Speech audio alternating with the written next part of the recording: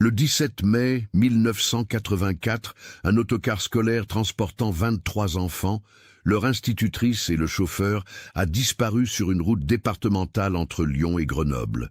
Le véhicule n'a jamais été retrouvé. Aucun corps, aucune trace. Pendant 30 ans, les familles ont vécu dans l'incertitude la plus absolue, oscillant entre l'espoir et le désespoir. Puis, en juin 2014, un homme gravement malade s'est présenté au commissariat central de Lyon. Ce qu'il a révélé aux enquêteurs a bouleversé tout ce que l'on croyait savoir sur cette affaire. Julien Arnaud avait 45 ans, et il était le seul survivant de cet autocar. Sa confession allait rouvrir la plaie la plus douloureuse de l'histoire récente de Lyon et révéler une vérité que personne n'aurait pu imaginer. Comment un enfant de 10 ans a-t-il pu survivre seul à une tragédie qui a emporté tous les autres? Et pourquoi a-t-il gardé le silence pendant 3 décennies? Avant de continuer avec cette histoire troublante, si vous appréciez les cas mystérieux réels comme celui-ci, abonnez-vous à la chaîne et activez les notifications pour ne manquer aucun nouveau cas.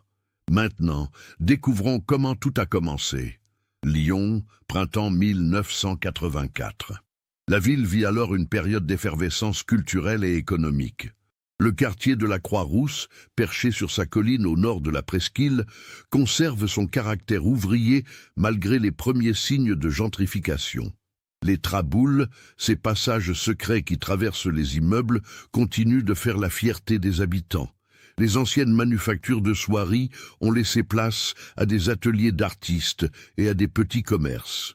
C'est dans ce quartier que se trouve l'école primaire de la rue d'Enfer-Rochereau, un bâtiment de pierre grise, typique de l'architecture scolaire de la Troisième République.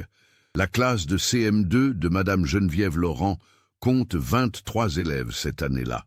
Des enfants de 10 et 11 ans, issus de familles diverses. Des descendants de Canute, des enfants d'ouvriers de l'industrie textile en déclin, quelques rejetons de la petite bourgeoisie locale. Madame Laurent enseigne depuis 18 ans.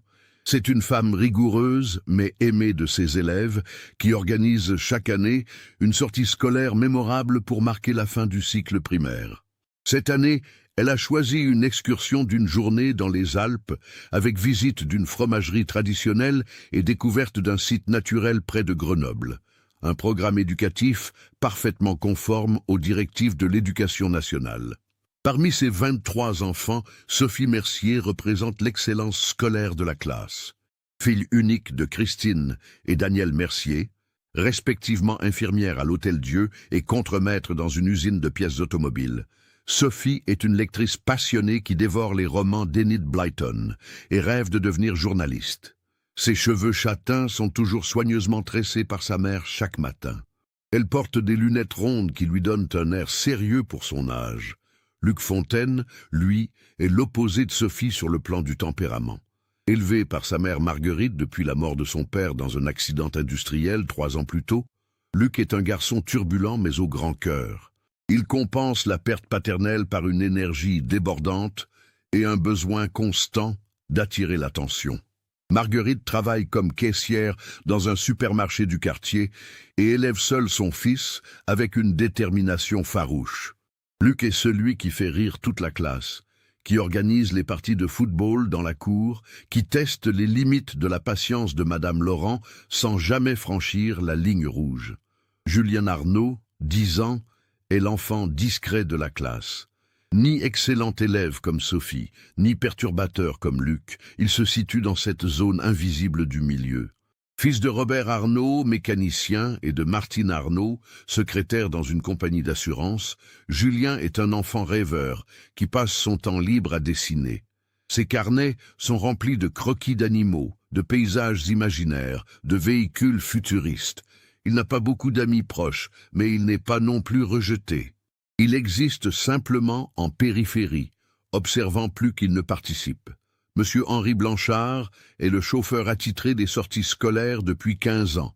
À 55 ans, cet ancien conducteur de bus de la ligne TCL est devenu une figure rassurante pour les établissements du quartier. Père de 3 enfants adultes, grand-père de 2 petits-enfants, il est connu pour sa prudence au volant et sa ponctualité légendaire. Personne ne remet en question sa compétence ou sa fiabilité. L'autocar qu'il conduit ce jour-là est un véhicule Renault de 45 places, régulièrement entretenu et conforme à toutes les normes de sécurité de l'époque. Le printemps de 1984 est particulièrement doux à Lyon. Les marronniers de la Croix-Rousse sont en fleurs.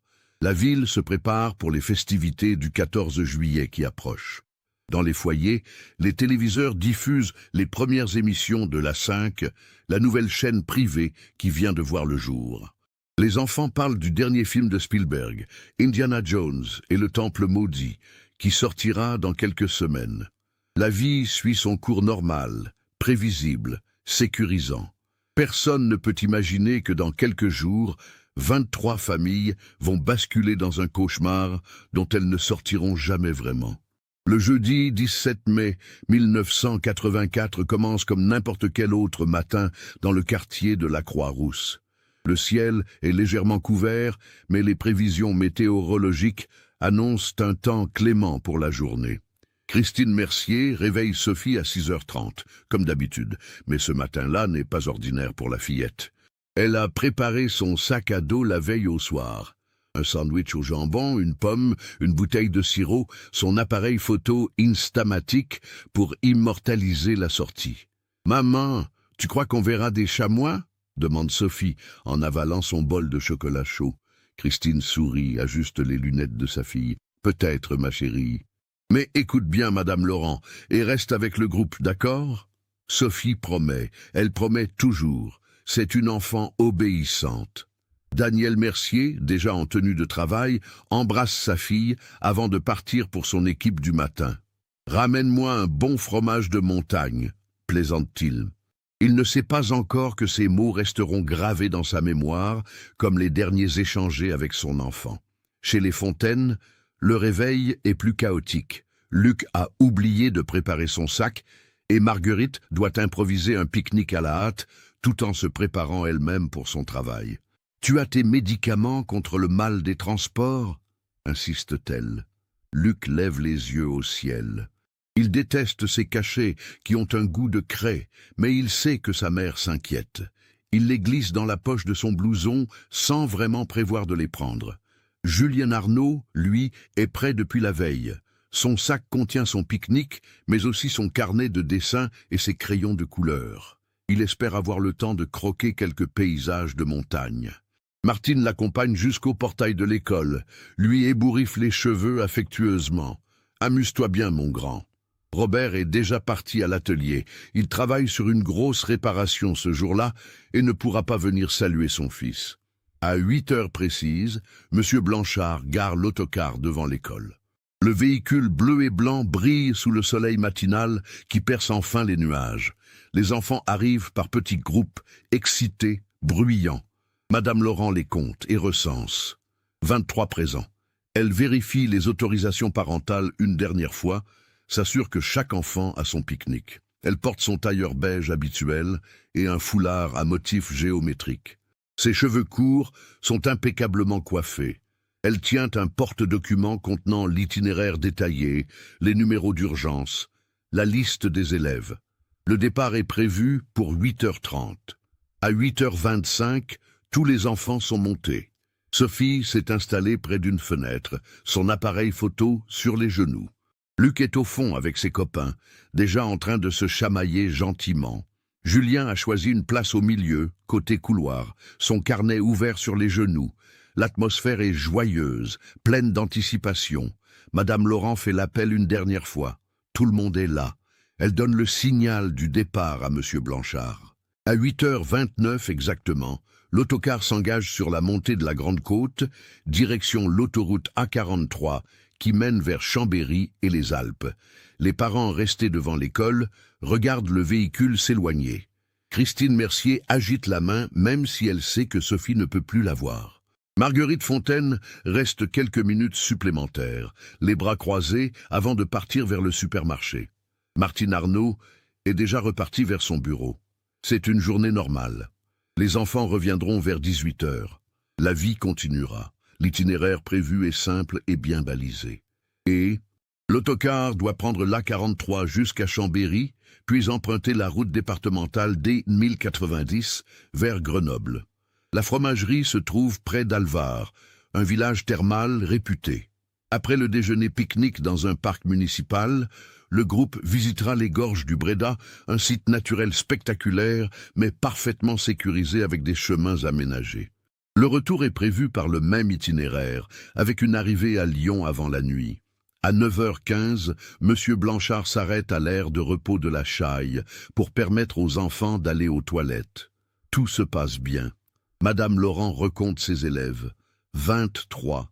Le chauffeur vérifie rapidement les niveaux du véhicule. Tout est en ordre. Ils repartent à 9h30.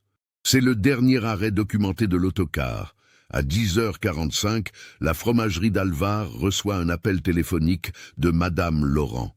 Sa voix est calme, professionnelle. Nous avons pris un peu de retard à cause de travaux sur la route. Nous arriverons vers 11h30 plutôt que 11h. Cela pose-t-il un problème? Le gérant de la fromagerie, M. Gauthier, répond que non. C'est parfaitement gérable. Ils peuvent décaler la visite guidée. Madame Laurent le remercie et raccroche. C'est le dernier contact connu avec le groupe. À 11h45, M. Gauthier commence à s'inquiéter. L'autocar n'est pas arrivé. Il appelle l'école, mais c'est les vacances scolaires de la zone et seul le directeur adjoint est présent. Celui-ci n'a pas de numéro direct pour joindre le véhicule. Les téléphones portables n'existent pas encore. Il promet de faire des vérifications. À 13h, l'inquiétude se transforme en alarme. L'école contacte les familles. Personne n'a eu de nouvelles. Les gendarmes sont alertés. À 14h, une recherche officielle est lancée sur toute la zone entre Lyon et Alvar. C'est l'inspecteur Claude Vasseur, de la police judiciaire de Lyon, qui prend la direction de l'enquête dès 15h. Un homme de 48 ans, cheveux grisonnants, visage marqué par 25 ans de carrière. Il a géré des affaires de disparition avant, mais jamais à cette échelle. 25 personnes volatilisées avec un autocar de plusieurs tonnes. Les premières recherches se concentrent sur la D1090. Des barrages sont installés. Des hélicoptères survolent la zone. On interroge les automobilistes, les commerçants, les habitants des villages traversés. Personne n'a vu l'autocar bleu et blanc après l'aire de repos de la Chaille. C'est comme si le véhicule s'était évaporé entre 9h30 et 10h45, sur un tronçon de route départementale parfaitement normal, en plein jour, un jeudi matin ordinaire. À 18h, quand les enfants auraient dû rentrer, 23 familles se rassemblent devant l'école. Le silence est insoutenable. Christine Mercier serre contre elle le pull de Sophie, celui que sa fille a oublié le matin même. Marguerite Fontaine a les yeux secs, le visage de pierre. Elle refuse de pleurer. Pas encore. Martine Arnaud tient la main de son mari Robert. Ils ne disent rien. Que dire? Le soir tombe sur Lyon. Les recherches continuent toute la nuit avec des projecteurs. On fouille les ravins, les sous-bois, les cours d'eau. Rien. Pas un débris, pas un vêtement, pas une trace de freinage. L'autocar et ses 25 occupants se sont volatilisés. Dans son bureau du quai des Orfèvres à Lyon, l'inspecteur Vasseur regarde la carte routière étalée devant lui. Il y a forcément une explication logique. Les véhicules de plusieurs tonnes ne disparaissent pas. Mais plus il étudie la situation, moins il comprend. La zone n'offre pas de précipice assez profond pour cacher un autocar. Les rivières sont trop peu profondes. Il n'y a pas eu d'explosion, pas d'incendie signalé. Aucun témoin, aucune demande de rançon. La nuit du 17 au 18 mai 1984 est la plus longue de la vie de ces familles. L'aube se lève sur un mystère absolu. Les jours qui suivent, le 17 mai 1984, se transforment en une routine cauchemardesque pour les familles. Chaque matin apporte l'espoir irrationnel d'une nouvelle, et chaque soir ramène le désespoir. Les recherches s'intensifient. Des centaines de gendarmes, de pompiers, de volontaires ratissent systématiquement toute la zone entre Lyon et Grenoble. Des plongeurs explorent les lacs et les rivières. Des spéléologues vérifient les grottes et les cavités naturelles. On utilise des chiens pisteurs, des hélicoptères équipés de caméras thermiques. Une technologie encore nouvelle à l'époque. L'inspecteur Vasseur coordonne l'enquête avec une rigueur méthodique. Il fait interroger tous les habitants le long de la route présumée. Il vérifie les antécédents de M. Blanchard, de Mme Laurent, même des parents d'élèves. Il explore toutes les pistes.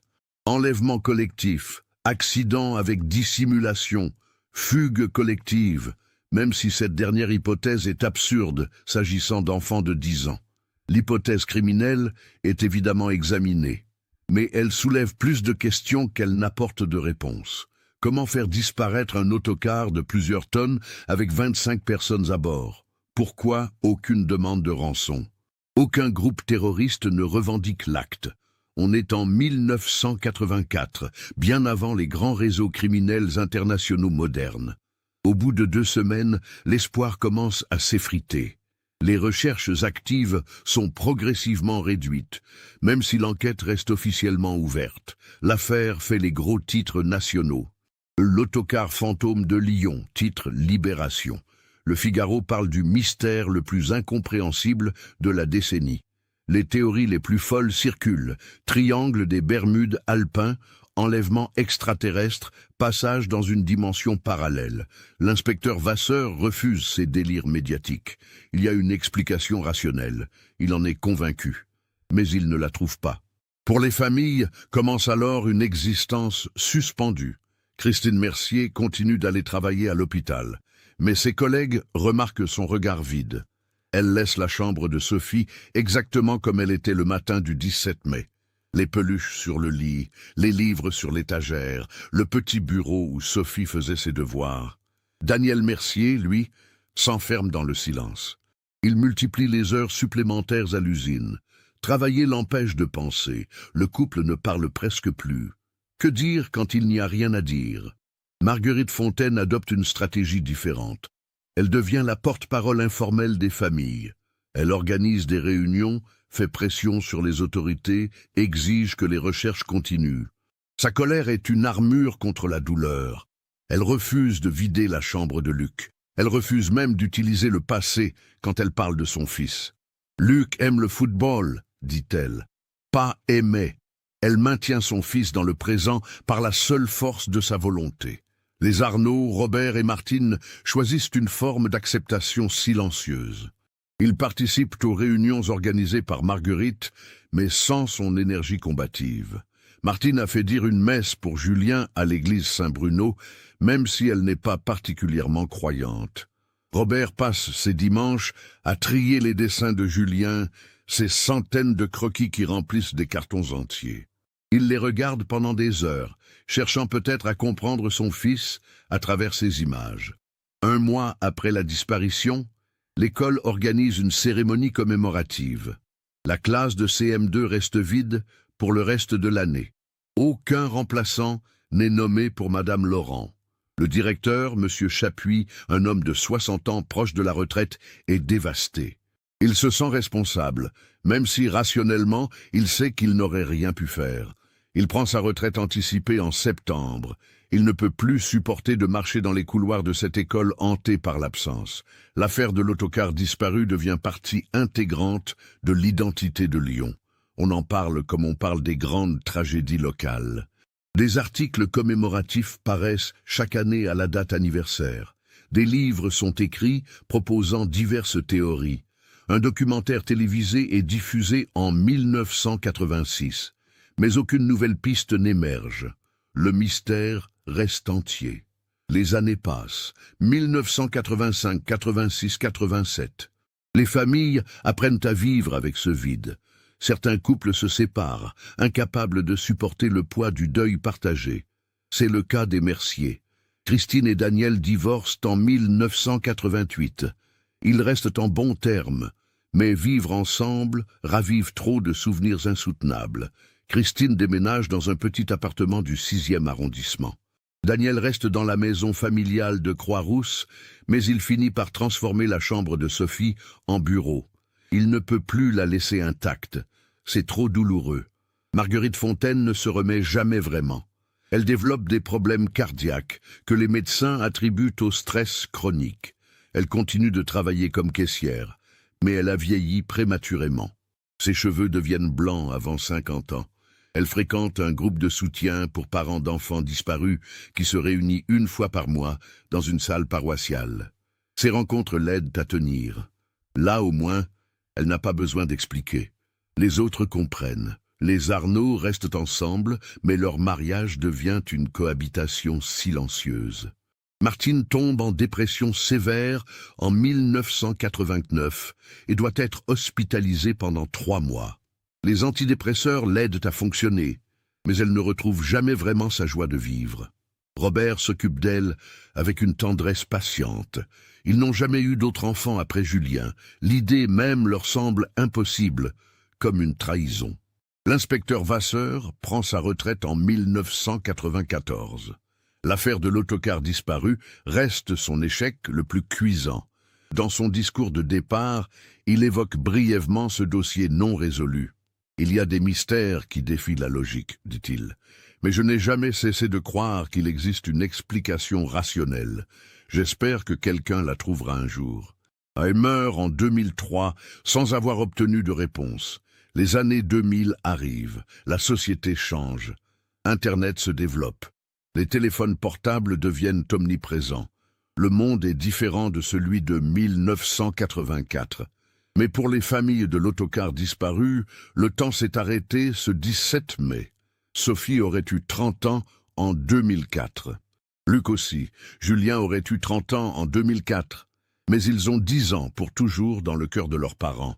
En 2009, un journaliste du Progrès, le quotidien régional, décide de rouvrir l'affaire pour le 25e anniversaire.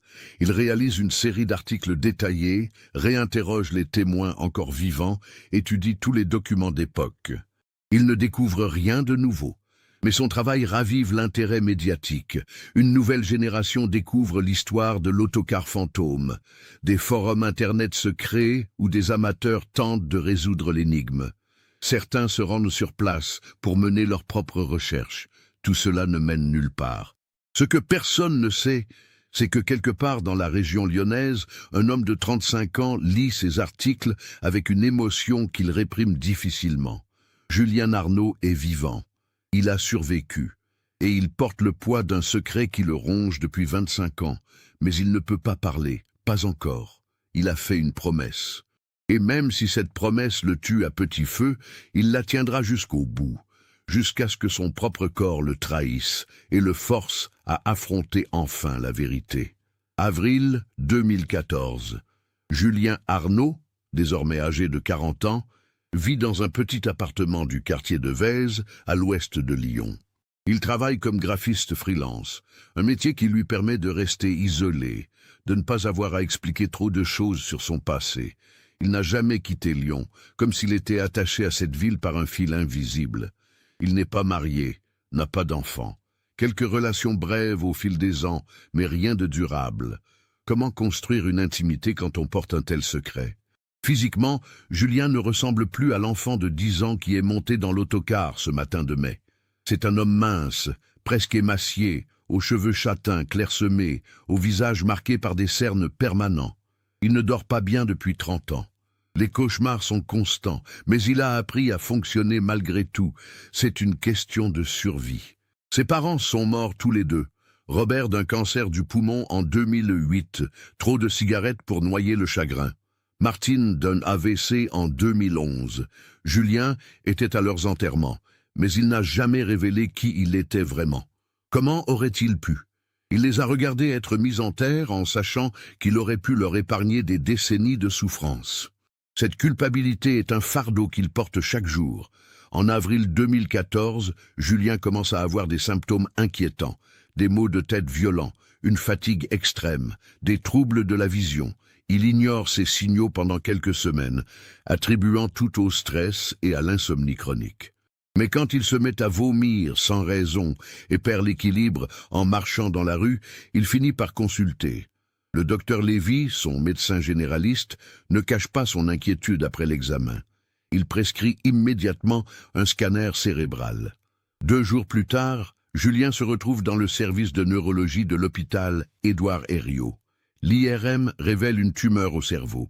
Un glioblastome, précise le neurologue, le docteur Petit. Le diagnostic tombe comme un couperet, inopérable en raison de sa localisation, pronostic sombre. Avec traitement, peut-être 1 an. Sans traitement, quelques mois. Julien écoute ces mots sans réaction visible. Il a passé 30 ans à s'entraîner à cacher ses émotions, mais intérieurement, quelque chose se brise, ou plutôt se libère. Il va mourir, et avec lui va mourir le secret. Personne ne saura jamais ce qui s'est vraiment passé ce 17 mai 1984. Cette idée devient insupportable. Les familles méritent de savoir, surtout maintenant que ses propres parents sont morts. C'était la promesse qu'il s'était faite. Tant qu'il serait vivant, il garderait le silence pour leur épargner la souffrance de savoir qu'il était en vie et qu'il ne les avait jamais contactés. Mais maintenant, pendant 2 semaines, Julien lutte avec cette décision. Il commence la chimiothérapie, plus pour gagner du temps que par réel espoir de guérison. Les effets secondaires sont brutaux. Il perd ses cheveux, vomit constamment, peut à peine manger. Mais ce n'est pas le cancer qui le fait le plus souffrir. C'est le poids du secret qui devient insoutenable maintenant qu'il sait que ses jours sont comptés. Le 30 mai 2014, un vendredi, Julien prend sa décision. Il se réveille après une nuit particulièrement difficile, le corps épuisé par la chimio. Il se regarde dans le miroir de sa salle de bain. L'homme qui lui renvoie son regard est méconnaissable, émacié, chauve, les yeux enfoncés. Un mourant. Il n'a plus rien à perdre. Il enfile des vêtements propres. Il rassemble quelques documents qu'il a conservés pendant toutes ces années, cachés dans une boîte en métal au fond de son placard. Des preuves. Puis il prend le métro jusqu'au centre-ville. Direction le commissariat central de Lyon, sur le quai Joseph Gillet, face à la Saône. Il est 10 heures du matin quand il franchit la porte du commissariat. L'agent d'accueil, une jeune femme en uniforme, lève les yeux de son ordinateur. « Bonjour, comment puis-je vous aider ?» Julien hésite une dernière fois. Les mots qui vont suivre vont tout changer. Pas seulement pour lui, mais pour des dizaines de personnes qui ont passé 30 ans dans l'incertitude. Il pense à Christine Mercier, à Marguerite Fontaine, à toutes les autres familles. Elles méritent la vérité, même si cette vérité est terrible. « Je m'appelle Julien Arnaud », dit-il d'une voix rauque. J'étais dans l'autocar qui a disparu le 17 mai 1984. Je suis le seul survivant, et je sais ce qui s'est passé. Le silence qui suit est absolu. L'agent d'accueil le regarde, interdite. Puis elle décroche son téléphone, les mains tremblantes. Il faut que vous parliez au capitaine Garnier, tout de suite. 15 minutes plus tard, Julien est assis dans une salle d'interrogatoire. Face à lui, le capitaine Élise Garnier, 38 ans, cheveux noirs attachés en queue de cheval, regard perçant. Elle a rejoint la police judiciaire de Lyon en 2005. Elle connaît l'affaire de l'autocar disparu, tout flic lyonnais la connaît, mais elle n'imaginait pas y être confrontée un jour. « Monsieur Arnaud !» commence-t-elle d'une voix maîtrisée. « Vous comprenez la gravité de ce que vous affirmez? Si c'est une plaisanterie, ce n'est pas une plaisanterie. » coupe Julien. Il sort de sa poche une photo d'identité scolaire, jaunie, datant de 1984. On y voit un garçon de 10 ans aux cheveux châtains, au regard sérieux. C'était moi. J'étais dans la classe de Madame Laurent. J'étais dans cet autocar. Il pose ensuite sur la table un autre document, son carnet de dessin, celui qu'il avait avec lui ce jour-là. Les pages sont usées, certaines tachées. Mais on y voit des croquis d'enfants, de paysages, datés de mai 1984. Capitaine Garnier sent son pouls s'accélérer. Elle a besoin de vérification, bien sûr, mais quelque chose dans le regard de cet homme mourant lui dit qu'il ne ment pas. « Racontez-moi », dit-elle simplement. Du début, sans rien omettre. Julien ferme les yeux. Pendant 30 ans, il a gardé ses souvenirs enfermés dans un coin de son esprit. Maintenant, il doit les libérer, et c'est plus difficile qu'il ne l'imaginait. « Nous avons quitté l'aire de repos de la Chaille à 9h30, commence-t-il. Tout allait bien. Monsieur Blanchard conduisait prudemment comme toujours. Madame Laurent nous avait fait chanter des chansons pour passer le temps. On était excités, heureux. C'était juste une sortie scolaire normale. » Il ouvre les yeux, fixe le capitaine Garnier. Et puis, vers 10h15, quelque chose s'est passé. Nous roulions sur la D1090 entre Saint-Pierre-d'Alvar et Alvar, reprend Julien d'une voix monocorde, comme s'il récitait des faits qu'il a ressassés 1000 fois dans sa tête. C'est une route qui longe la rivière, le Bréda, avec des virages mais rien de dangereux. Il faisait beau, on voyait les montagnes au loin. Sophie Mercier prenait des photos par la fenêtre. Luc Fontaine se chamaillait avec ses copains au fond de l'autocar. Tout était normal. Le capitaine Garnier prend des notes, mais elle n'interrompt pas. Elle sait que certains témoignages nécessitent de laisser la personne aller à son rythme. Monsieur Blanchard a soudain freiné, pas brutalement, mais fermement. Madame Laurent lui a demandé s'il y avait un problème. Il a dit qu'il sentait quelque chose d'anormal dans la direction. Le volant ne répondait plus normalement. Il a décidé de s'arrêter pour vérifier. Julien marque une pause. Ses mains tremblent légèrement sur la table. Il y avait un petit chemin forestier sur la droite, juste après un virage. Il s'est garé là en se disant que c'était plus sûr que de rester sur la route. Il a coupé le moteur et il est descendu pour inspecter le véhicule. Madame Laurent nous a demandé de rester calme et assis. Elle est descendue aussi pour voir ce qu'il en était. Ils étaient tous les deux à l'avant de l'autocar, penchés sur le moteur ou la direction, je ne sais pas exactement. Nous, on regardait par les fenêtres. Certains enfants se plaignaient déjà qu'on allait être en retard. Le capitaine Garnier lève les yeux de ses notes. Ce chemin forestier, vous vous souvenez de l'endroit exact? Oui, répond Julien. Je peux vous le montrer sur une carte. Je n'ai jamais oublié, pas un seul détail. Continuez. Monsieur Blanchard et Madame Laurent ont discuté quelques minutes. On ne les entendait pas bien de l'intérieur, mais on voyait qu'ils étaient préoccupés. Puis Monsieur Blanchard est remonté dans l'autocar. Il a essayé de redémarrer. Le moteur a toussé une fois, 2 fois, puis plus rien. Silence total. Julien se frotte les yeux. Fatigue ou émotion. Difficile à dire. C'est là que Madame Laurent a commencé à s'inquiéter vraiment. Elle a sorti ses documents, cherché un numéro à appeler. Mais il n'y avait pas de téléphone portable à l'époque. Il fallait trouver une cabine ou une maison. Elle a regardé autour d'elle. Le chemin forestier s'enfonçait dans les bois, pas d'habitation en vue. Elle a pris une décision. Elle allait revenir à pied sur la route principale et marcher jusqu'à trouver de l'aide. Monsieur Blanchard resterait avec nous. Elle nous a dit de ne pas bouger, qu'elle reviendrait vite. Elle a pris son sac et elle est partie. Le capitaine Garnier fronce les sourcils. Combien de temps a-t-elle été absente? Je ne sais pas exactement. Peut-être 20 minutes, une demi-heure. Pour nous, ça paraissait une éternité. Les enfants commençaient à s'agiter. Certains avaient faim, d'autres voulaient aller aux toilettes. Monsieur Blanchard essayait de nous calmer, mais on sentait qu'il était nerveux lui aussi. Et puis, il y a eu ce bruit. Julien s'arrête. Son visage devient encore plus pâle. Le capitaine Garnier attend, sentant qu'ils arrivent au cœur du récit. Un craquement énorme, comme si la terre elle-même se déchirait. L'autocar a commencé à glisser, pas vite au début, juste un mouvement latéral lent. Monsieur Blanchard a crié. Il a essayé de redémarrer le moteur, mais rien. Le véhicule glissait de plus en plus vite. Le sol s'effondrait sous nous. C'était un glissement de terrain. Le chemin forestier où nous étions garés était construit sur un ancien remblai instable, et notre poids, le poids de l'autocar avec 24 personnes à bord, avait fragilisé la structure. Le capitaine Garnier sent son sang se glacer. Elle connaît cette région. Les glissements de terrain ne sont pas rares dans les Alpes, surtout au printemps avec la fonte des neiges.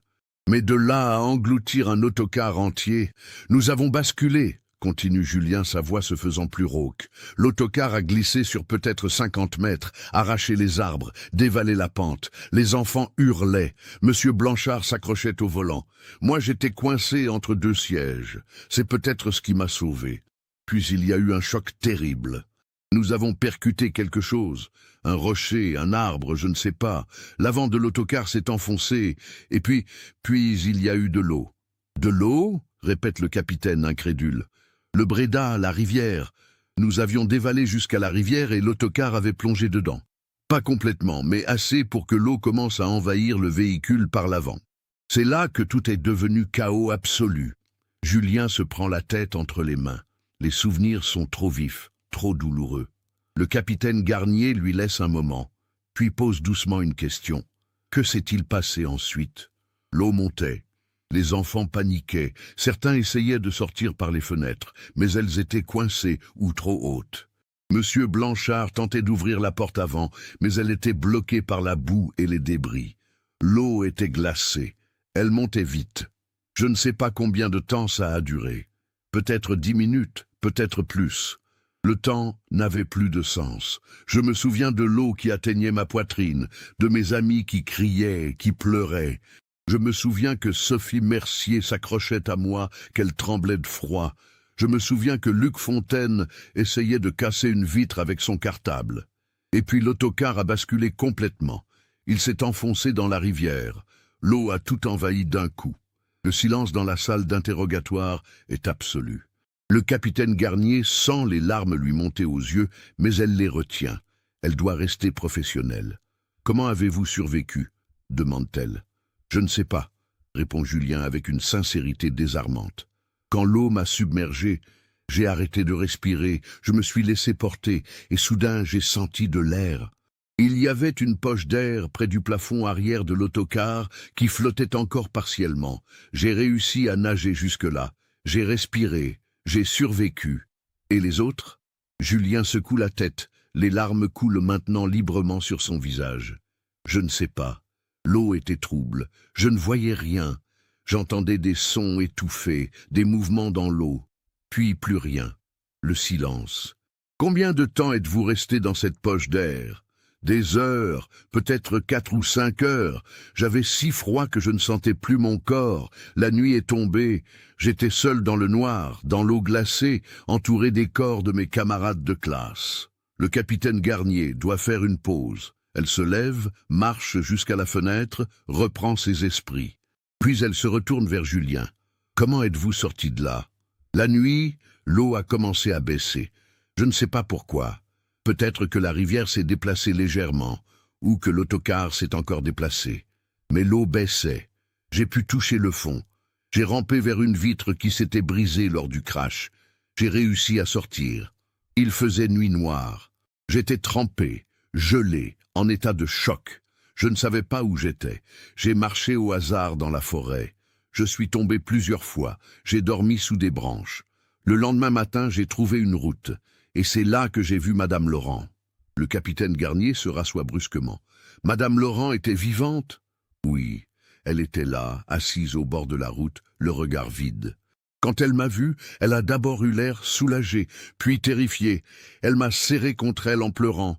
Puis elle m'a demandé où étaient les autres. Et j'ai dû lui dire, ils étaient tous morts, tous. C'est elle qui a décidé.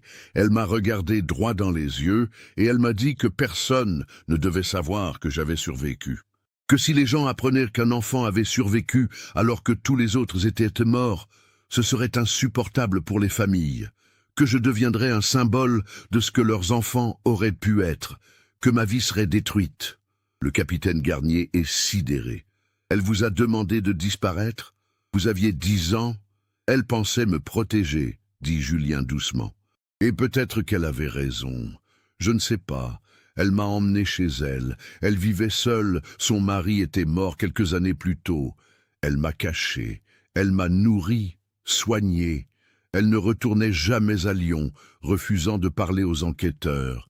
Elle prétendait être traumatisée, avoir des trous de mémoire sur ce jour-là. Pendant des mois, j'ai vécu caché dans sa maison, un petit chalet isolé près d'Alvar. Elle me disait que c'était temporaire, qu'elle cherchait une solution. Mais les mois sont devenus des années. À 13 ans, elle a commencé à m'instruire elle-même. À 16 ans, elle m'a fabriqué de faux papiers avec l'aide de quelqu'un qu'elle connaissait. À 18 ans, j'avais une nouvelle identité. Julien Arnaud était officiellement mort en 1984. Je m'appelais désormais Thomas Blanchard. Le capitaine Garnier note fébrilement. Cette histoire est incroyable, mais chaque détail sonne vrai. Où est Madame Laurent maintenant? Elle est morte en 2006. Un cancer. Avant de mourir, elle m'a fait promettre de garder le secret tant que mes parents seraient vivants. Elle ne voulait pas qu'ils souffrent davantage en apprenant que leur fils était vivant et ne les avait jamais contactés. J'ai tenu ma promesse. Mes 2 parents sont morts sans savoir que j'étais en vie. Et vous avez vécu sous cette fausse identité pendant 20 ans. De 1984 à 2004, j'étais Thomas Blanchard. Puis, quand mes parents sont morts, j'ai récupéré mon véritable nom. J'ai fait refaire des papiers officiels en prétendant avoir perdu mes anciens documents. C'était plus facile qu'on ne le croit. Les services administratifs ne vérifient pas toujours les dates de naissance avec l'état civil des personnes disparues. Je suis redevenu Julien Arnaud, mais un Julien Arnaud fantôme, sans passé officiel.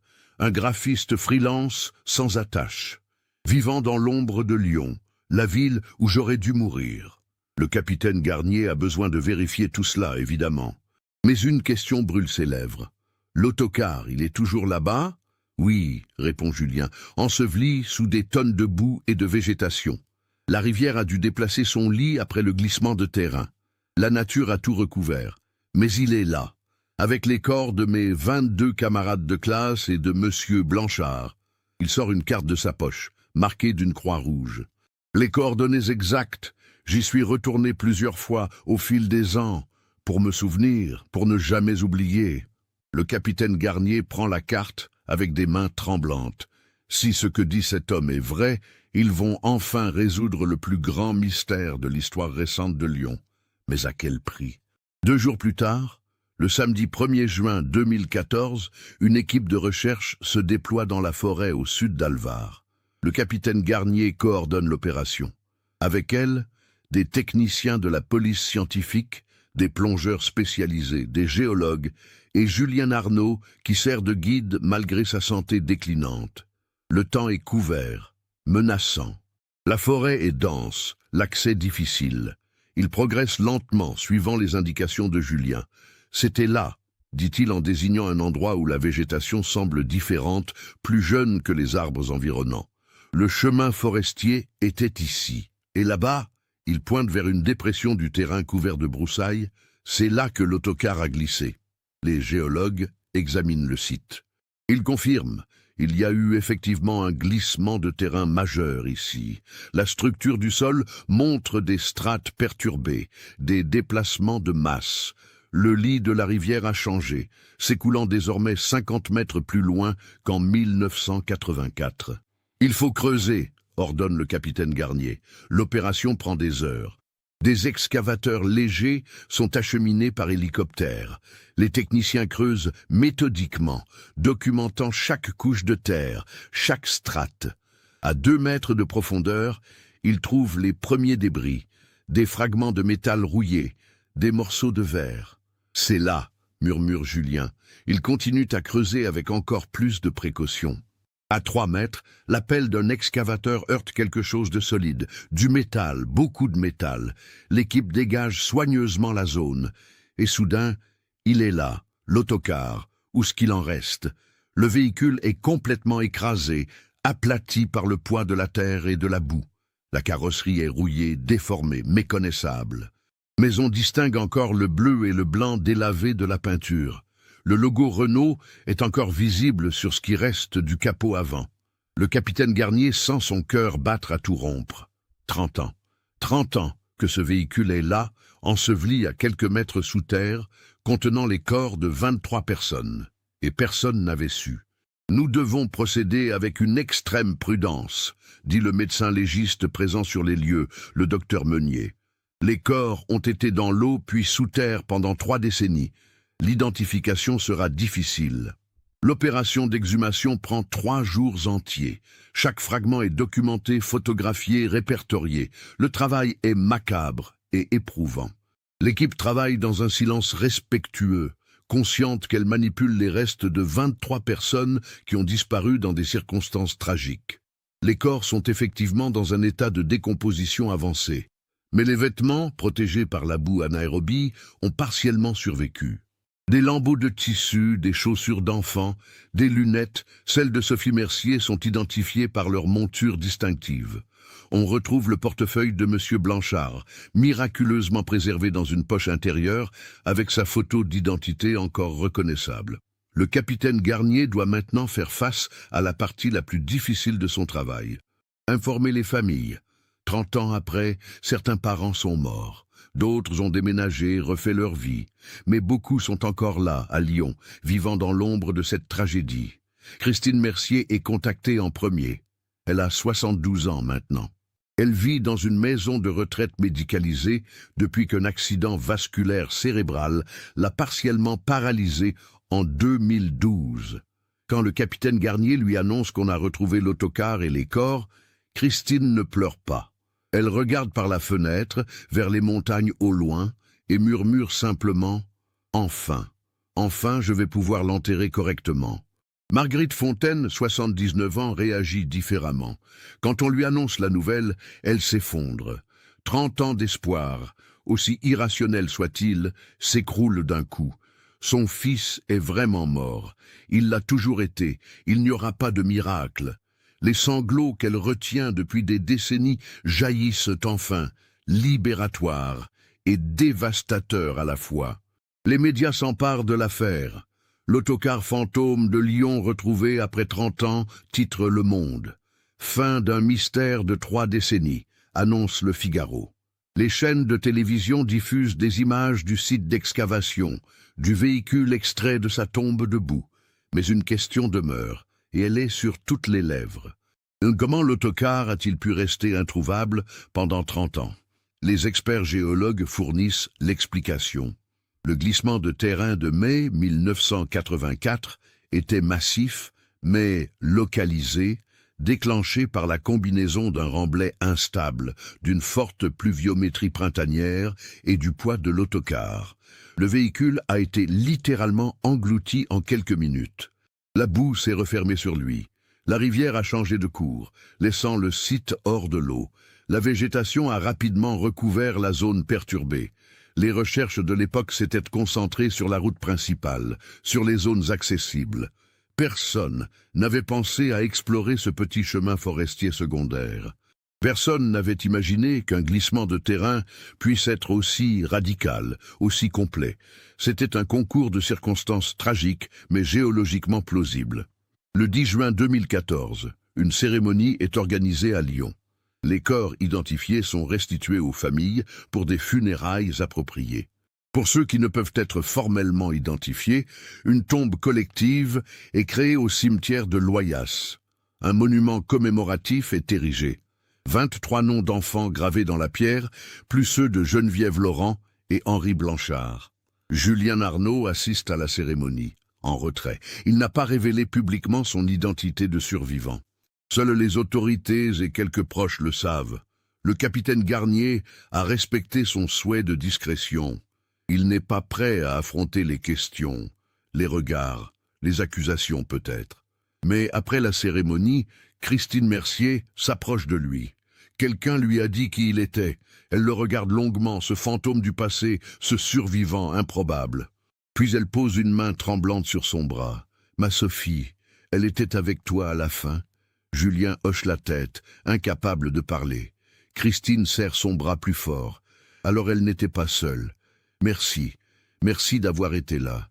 Elle s'éloigne, laissant Julien figé, submergé par une vague d'émotions qu'il ne peut plus contrôler. La culpabilité, le chagrin, le soulagement, tout se mélange. Il tombe à genoux devant le monument, les larmes coulant librement. Pendant 30 ans, il a porté ce fardeau seul. Maintenant, enfin, il peut commencer à le déposer. Marguerite Fontaine observe la scène de loin. Elle ne s'approche pas de Julien. Elle ne peut pas encore. La colère et la douleur sont trop vives. Pourquoi lui a-t-il survécu et pas son Luc? Pourquoi? Ces questions n'ont pas de réponse, elle le sait. Mais cela ne les rend pas moins lancinantes. Le capitaine Garnier, témoin de ces scènes, comprend que résoudre un mystère ne guérit pas les blessures.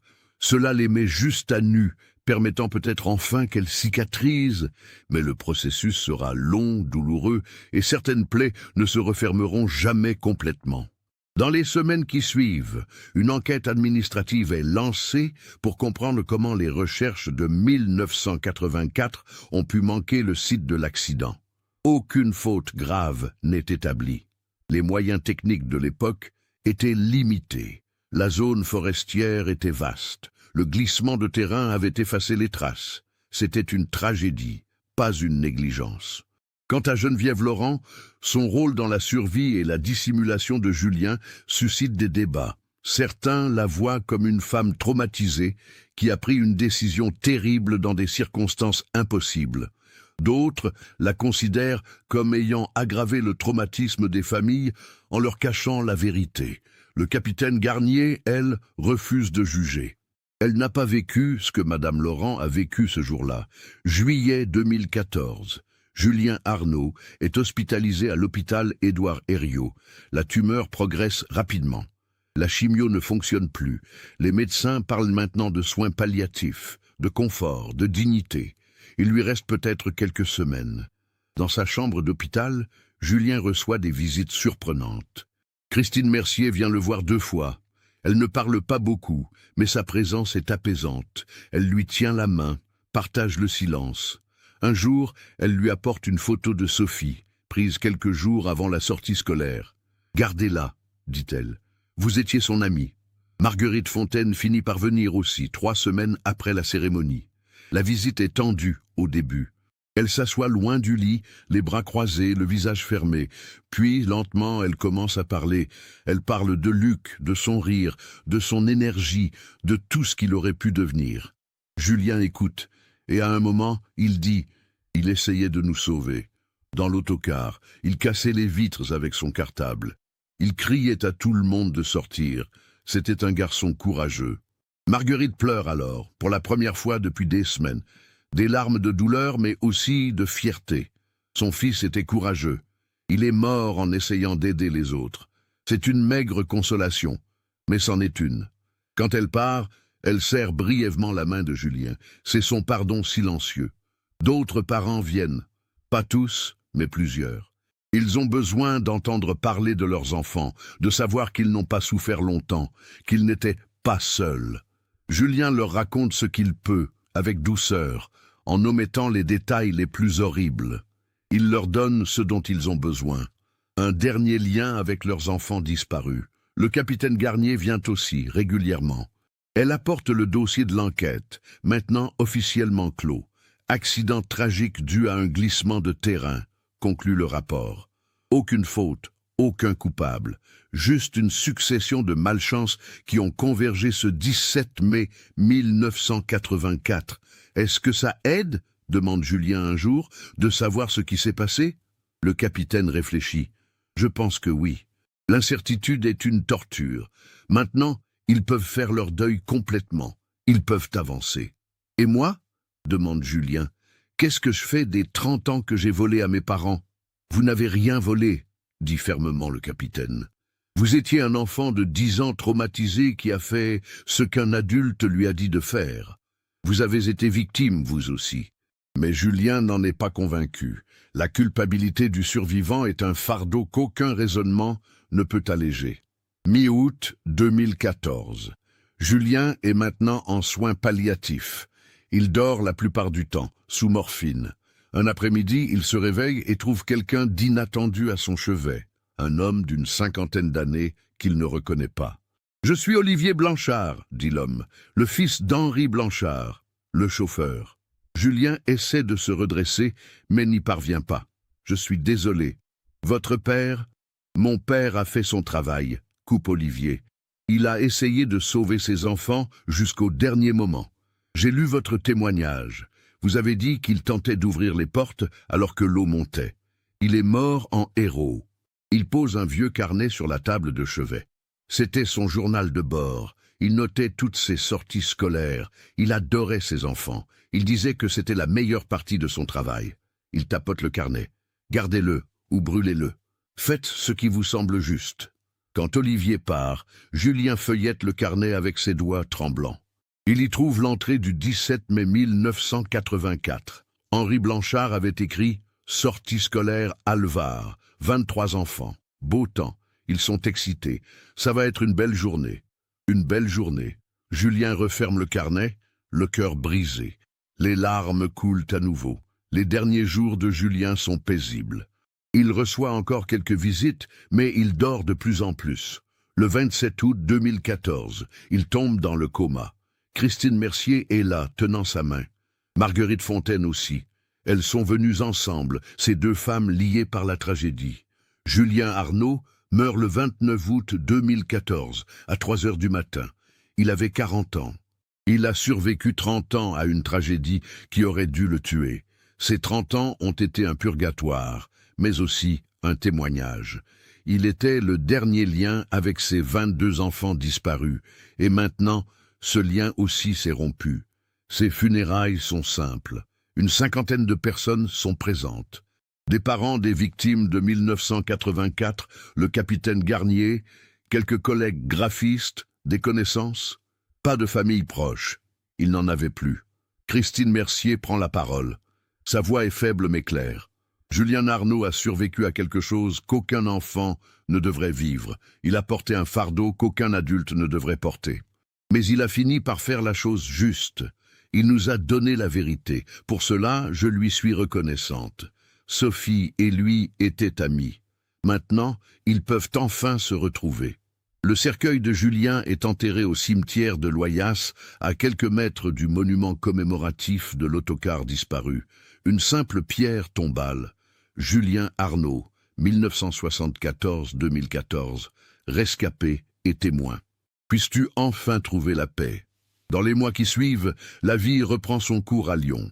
L'affaire de l'autocar disparu fait encore parfois les journaux, mais de moins en moins. Elle devient partie de l'histoire de la ville, une tragédie qu'on commémore chaque année au mois de mai.